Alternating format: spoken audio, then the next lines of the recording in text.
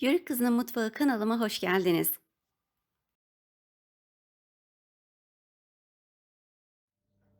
Poğaçamızın hamuru için kabımıza 1 su bardağı ılık suyu katıyorum.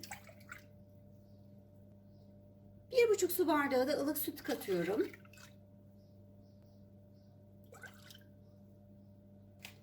1 paket de instant mayayı katıyorum.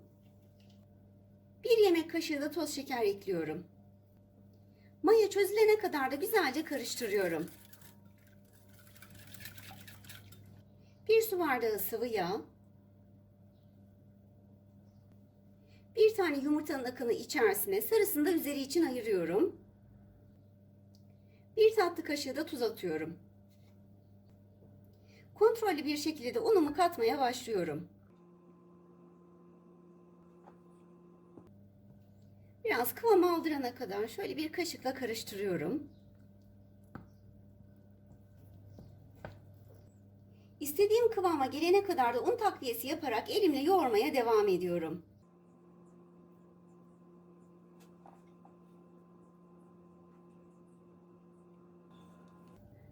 Hamurumu gördüğünüz gibi ben güzelce yoğurdum. Toplamda ben 6,5 su bardağı un kullandım ve gördüğünüz gibi de ele yapışan oldukça yumuşak bir hamur elde ettim. Hamurunuzun yumuşak olması gerekiyor ki poğaçanız da oldukça yumuşak olsun. Hamurumun üzerine bir buzdolabı poşetiyle kapatıp üzerinde örteceğim ve yarım saat kadar mayalanmaya bırakacağım. Hamurumun mayası gördüğünüz gibi gayet güzel gelmiş. Hemen üzerine açıyorum. Havasını alıyorum. Elimi çok az sıvı yağ batırıyorum.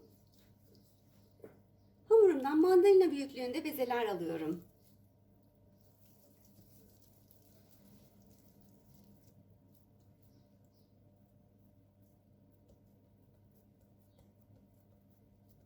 Aldığım bezeyi çok az elimle bastırıyorum ve açıyorum.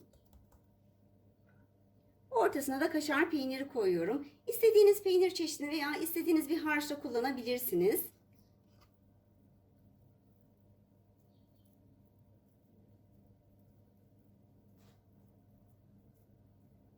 Bezeyi toparlıyorum ve yuvarlıyorum.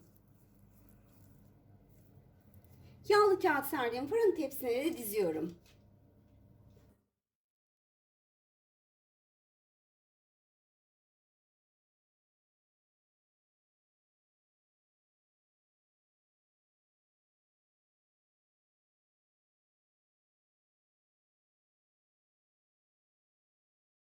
Poğaçaların hepsini ben bu şekilde şekillendirdim. Gördüğünüz gibi bir tepsi oldu.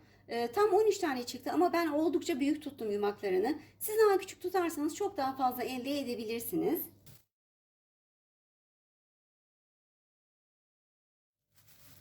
Üzerine bir buzdolabı poşeti kapattım ve 15 dakika kadar da tepsi mayasının gelmesi için bekletiyorum. Poğaçaların tepsi mayası da geldi. Hemen üzerindeki poşeti kaldırıyorum.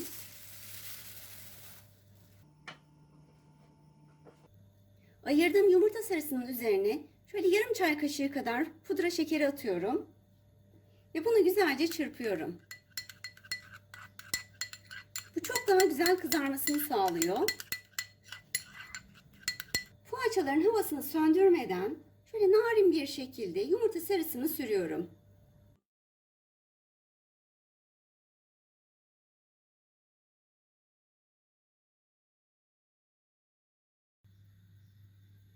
Bir çatalla da üzerine çizikler atıyorum.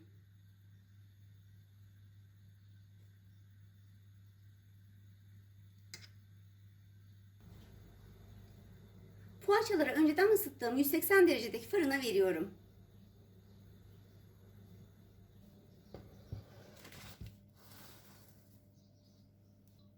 Poğaçalar şimdi fırından çıktı. Gerçekten muhteşem bir poğaça oldu. Benim fırınıma göre tam 35 dakikada pişti. Ama her fırının pişirme süresi farklıdır. O yüzden kontrollü pişirmelisiniz. Poğaçalar birazcık dinlensin. Ondan sonra da doku testini yapalım. Hemen şöyle bir doku testi yapalım.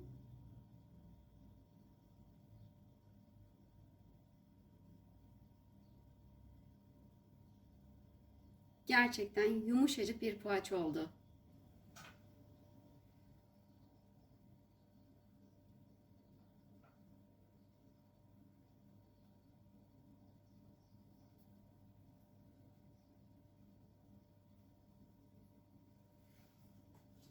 Şöyle içinde göstereyim. Gerçekten yumuşacık, muhteşem bir poğaça oldu. Kesinlikle yapmanızı tavsiye ederim.